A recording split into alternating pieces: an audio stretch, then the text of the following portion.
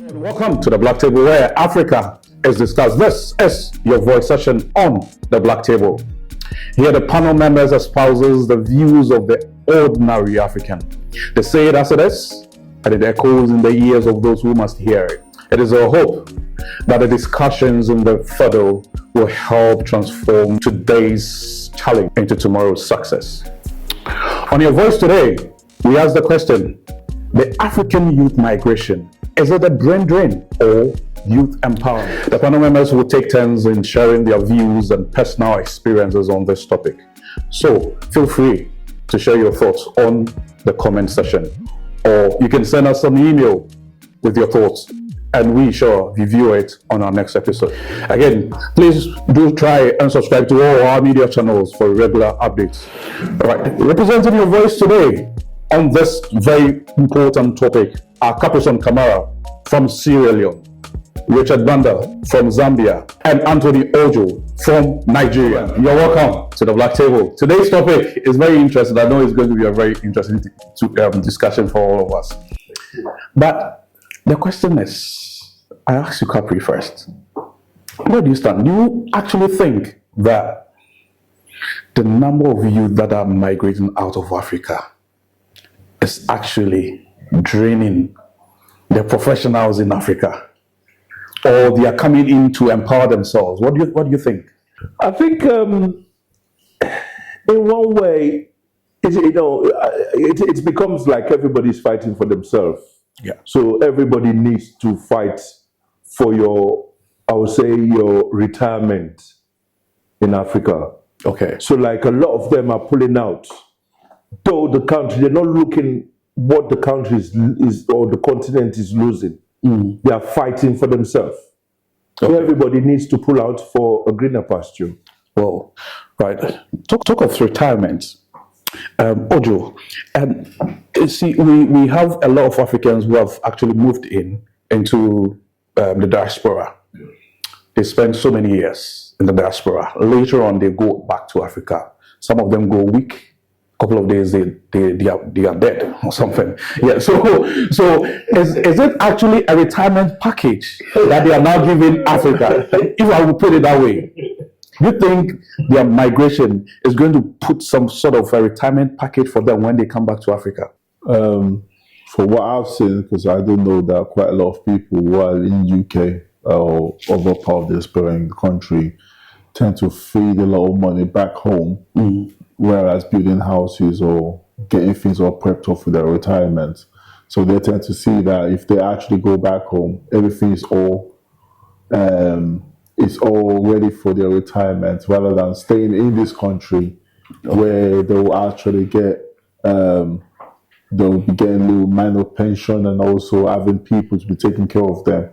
And also because they are vulnerable, they might not get the actual equipped treatment they needed. So if they go back to Africa, it's a bit more sensitive for them to have people, loved ones and all that around to help them out. So I think it's a bit more helpful for them to go back.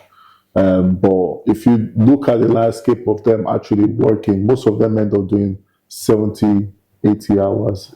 That's amazing, man. Just for their retirement.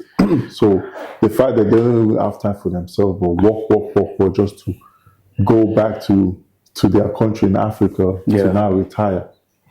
Whereas they forget all the good things they need to be doing in life.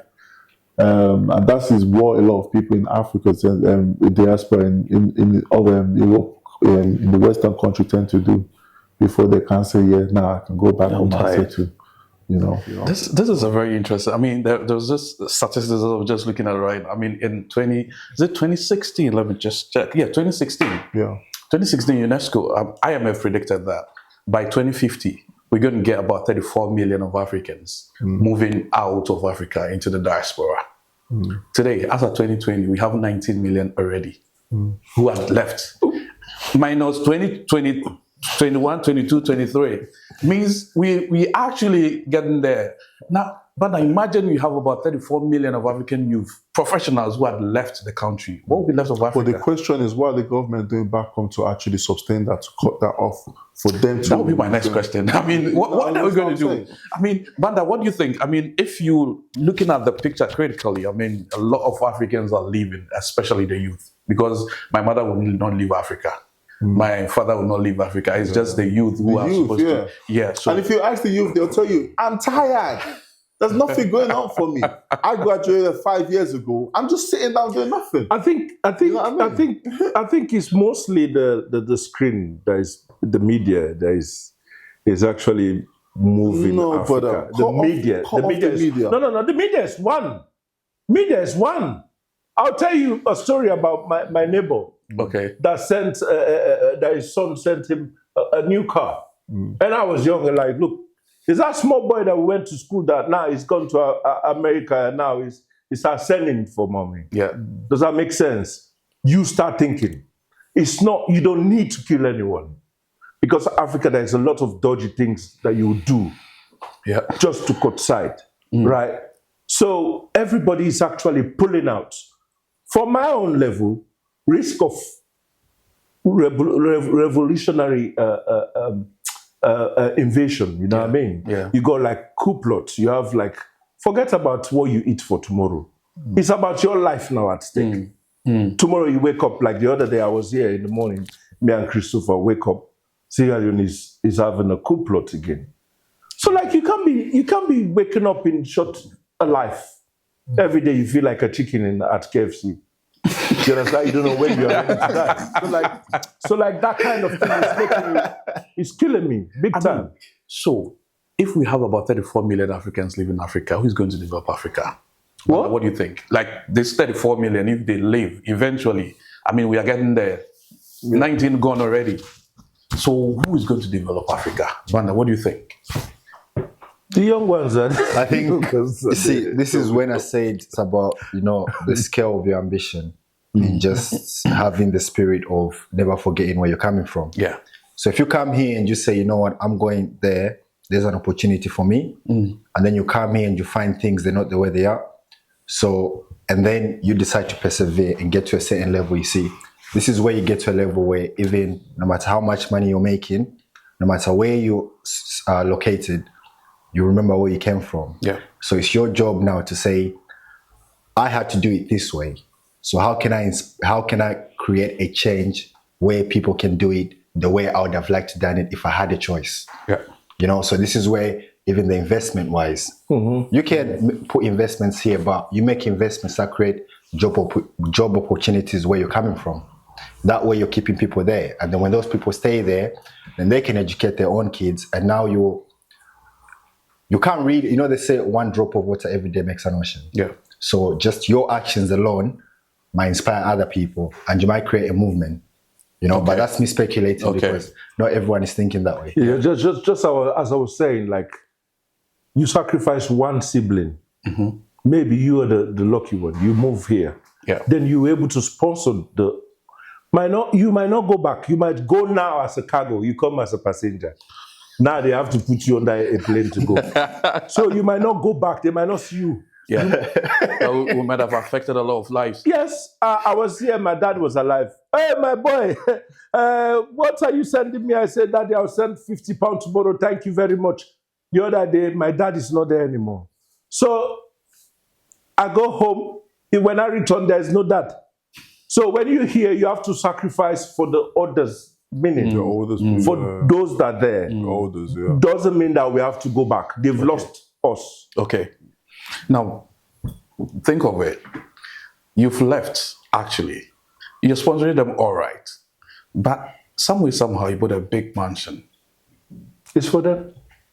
I mean, you go and visit in a way. But once in a while. Let's say you are the last born. you are the last born. You build a mansion. Do you think the first and the second born are not envious? They also want to see something because you can't actually sponsor their building. You can't build for all of them. So you have left thinking that you're going to sponsor back home, but the effect on the rest of them, your friends as well. A lot of people are looking up to you. So definitely, this loads are going to leave the country because they are seeing something vital out there. But is it really the case, Ojo? Is it really the case that when you come here, you're going to make it? Don't do it. Like I said, This country is a place. whatever it is. For me, I see this country as a place of opportunity, Okay. rather than. I would say Africa is a place of opportunity as well, but whereas this place, there's always training, things that you actually put your hands on. And thank God for technology. You can always reach out and develop yourself.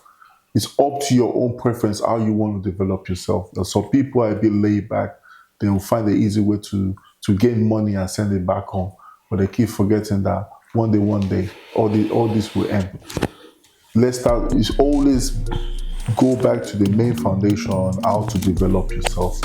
And if you look back at it, like, whoa, I was there and now this is me right now. But a lot of people don't have the strength to do that. They want the easy way. Mental drown. Yeah. I'll ask this question. How many Rwandans have you seen in the diaspora?